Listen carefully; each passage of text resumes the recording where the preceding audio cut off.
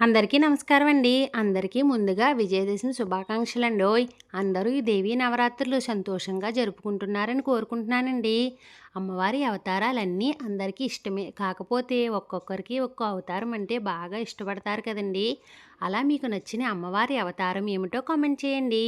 నాకైతే అన్ని అవతారాలు ఇష్టమేనండి. బాగా ఇష్టమైన అవతారం లలితా త్రిపుర సుందరి దేవి అవతారం అంటే నాకు చాలా ఇష్టమండోయ్! ఏ రూపంలో కొలిచిన అమ్మ అనుగ్రహం మనందరి మీద ఎల్లప్పుడూ ఉంటుందండి. ఇక్కడ చూసారా అమ్మవారు ఎంత కలగా ఉన్నారో, ఏ రూపంలో ఉన్నా అమ్మ ప్రేమ అమ్మ ప్రేమే కదండీ!